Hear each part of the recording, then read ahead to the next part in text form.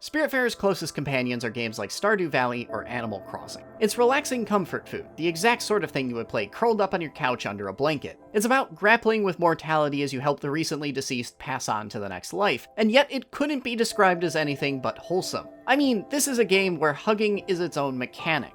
Even in its most downer moments, it's beautiful and heartwarming.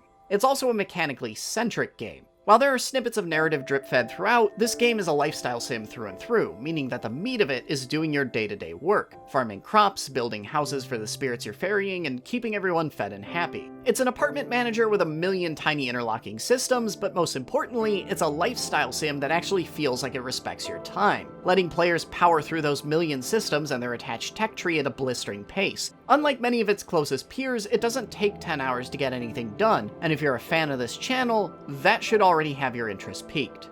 But as always, I'm Alex, and this is First 5, where I ask if games are worth your time, not your money. I played a game for 5 hours, and I'm gonna tell you if those were 5 hours well spent. And today we're ferrying the dead to the next life in Spiritfarer.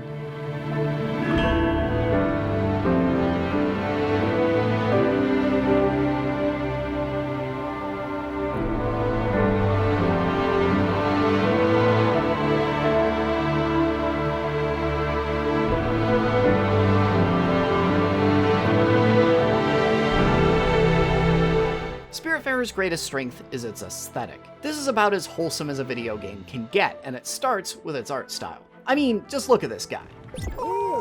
Can you believe that this is all by the same guys that made Jotun? In looks alone, it's closer to a Lab Zero game, and in every other aspect, it's not even recognizable. Spiritfarer's art style is one of the warmest I've seen all year. It's in the palette, it's in the art direction, it's in the smallest little gestures each character makes. Everything is laser focused on creating the comfiest, sunniest story possible. All of this is despite the fact that Spiritfarer is a game about death and accepting one's mortality. It picks up with you meeting Charon, boatman of the river Styx himself, and inheriting his shtick.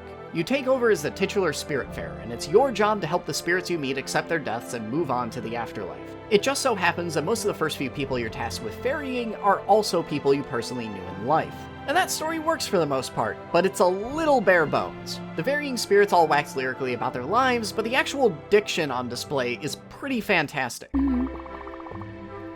But each story never fills in enough details and always leaves me wanting more. It's always enough to get the gist of what a spirit's archetype is supposed to be. This one's a rich girl with some sort of family drama, this one a guru whose spirituality is born out of her attempts to wrestle with a vague inner turmoil. But the purposeful emphasis in both those statements is on how vague they are. Spiritfarer's prose is beautifully painted, but it only ever draws an outline and never gets around to coloring in the details. And so as naturally charming as the game is, I never really connected in any way to any of its characters, and any emotional responses the game got out of me instead came from that heartwarming aesthetic flair.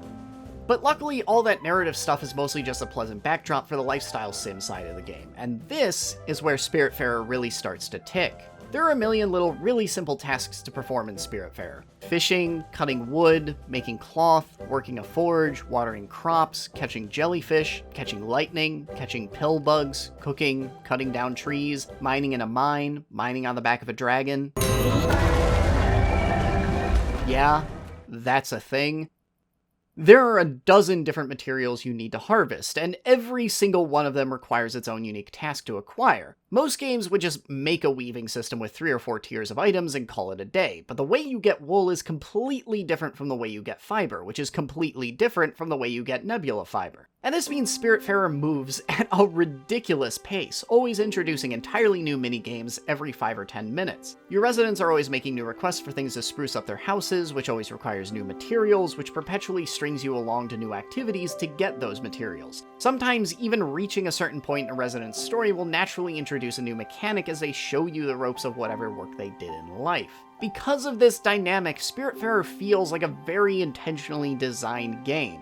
There's technically an open world with a lot of blank spots on the map to fill in, but there's very much an intended order you're meant to explore it in. You need the icebreaker to go into the northern zone, but to do that, you have to send a resident onto the afterlife, but to do that, you have to get another resident to teach you how to harvest wool, and you found that resident in the first place while looking for iron to handle a completely different third person's request. Every unlock is interlinked and gated just right to ensure that you follow this intentional curve through its gameplay systems, characters, and concepts. And frankly, the web of all the different ways those things all connect to each other is a small marvel of engineering and forethought in its own right. But even if the game's deceptively linear, its quote-unquote open world is instead used to give you more flexibility on how you accomplish each carefully laid out task. Kind of like how some RPGs will give you 3 different quests you can choose to go on in any order to advance the plot, but the plot is still only going to go one way. And because of that flexibility, Spiritfarer paradoxically also feels like one of the most relaxing, least stressful lifestyle sims I've ever played. It feels really weird to be talking about how fast-paced this game is in one paragraph, then immediately turn around and say that it's actually a really chill game that lets you go at your pace, but the best way to describe it is that Spiritfarer engages with you at a frantic pace unmatched by any other lifestyle sim I've ever played, but it lets you engage with it at whatever pace you want.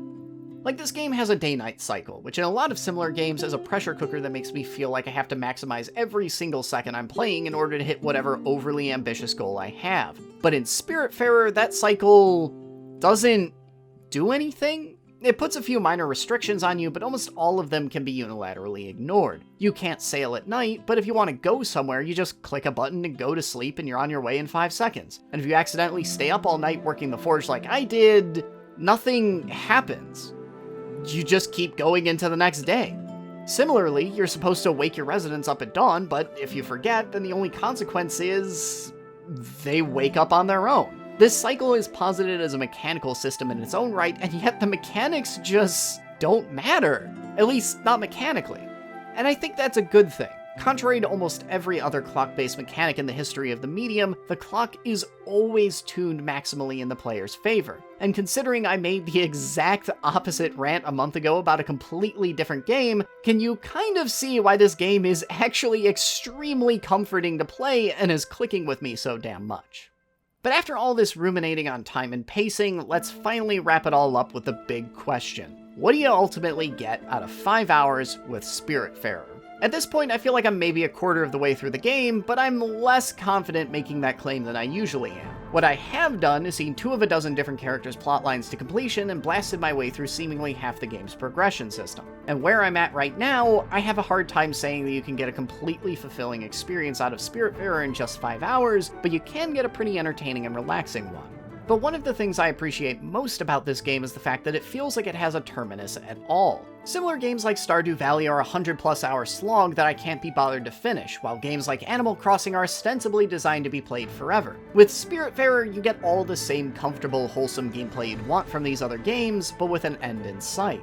The game has an intentionally designed curve, both mechanically and narratively, and it never repeats itself or pads itself out. It's longer than most other games I cover, but when compared to its peers, it still feels like it fully embraces the spirit of everything I look for with this channel. And I know that some of y'all are just here for good content, but if time is at a premium for you like it is for me, I can tell you that regardless of its length, Spiritfarer is one of the most respectful games towards your time I've played all year. Absolutely pick this game up. Hey guys, if you like what you're seeing here, consider supporting me on Patreon. With your generous support, I can start doing all kinds of cool stuff like more in-depth video essays and 5-hour streams where I review games like this in real time. So if any of that sounds cool, please consider becoming a patron today. But I hope you enjoyed this first 5 review. Thanks for watching this far, and I'll see you all next week.